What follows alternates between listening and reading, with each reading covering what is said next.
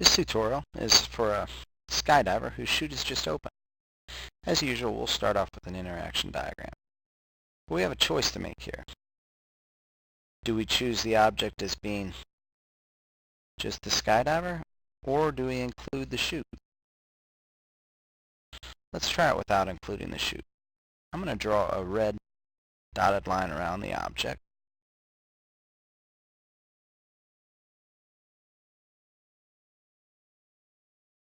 That'll help us remember. So, at the center of the interaction diagram, we'll put the skydiver.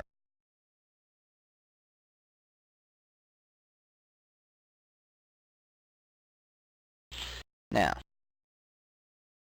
the next thing we look at is our interactions. First off, is there anything touching the skydiver? And we can see that yes, right along here, the strings of the parachute are going to be touching the skydiver. That's going to be a touch interaction. We'll just label that object as being the chute and say the strings are part of the chute. We'll represent that interaction. The double-sided blue arrow. T for touch.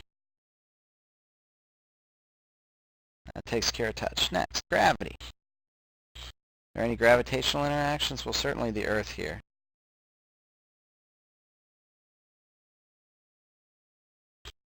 And we'll represent the interaction between the Earth and the skydiver.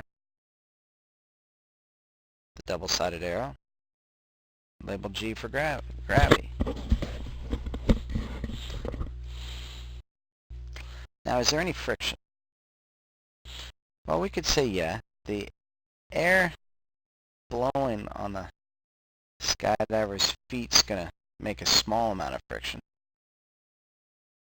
So we'll need another object here. Air.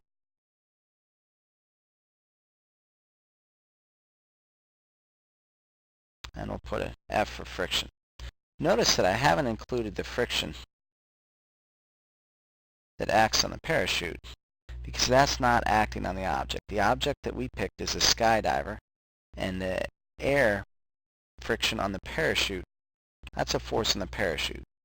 Now that force does get transmitted to the skydiver along the cords from the parachute, but that is represented by that touch force right there.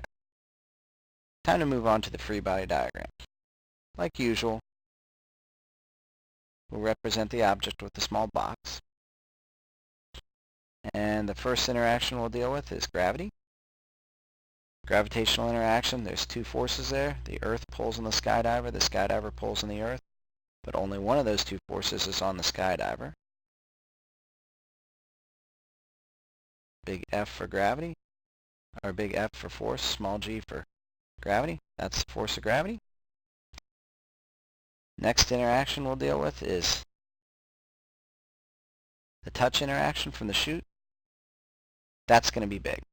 We're actually going to move this free body diagram down a touch to give ourselves more space, because the force from those cords when that chute opens up is going to be big. Skydiver probably going about 150 miles per hour before they pull the ripcord, and when that chute opens up, it's going to slow them from 150 miles per hour down to 10 or 15 miles per hour. Make a big F for force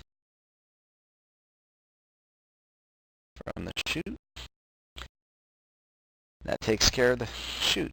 Last force we have to deal with is friction. There. Now, which way does friction act?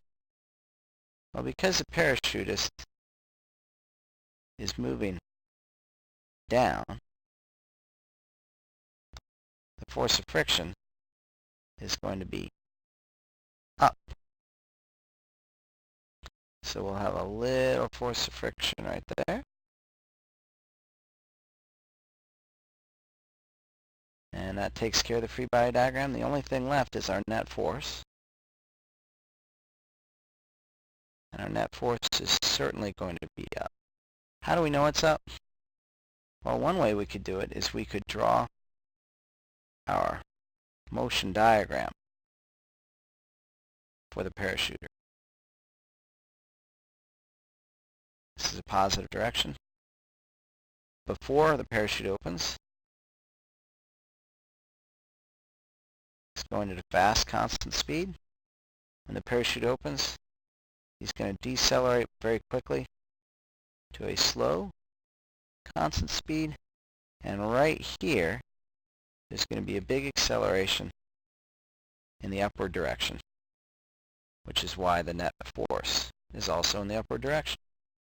And that concludes the problem.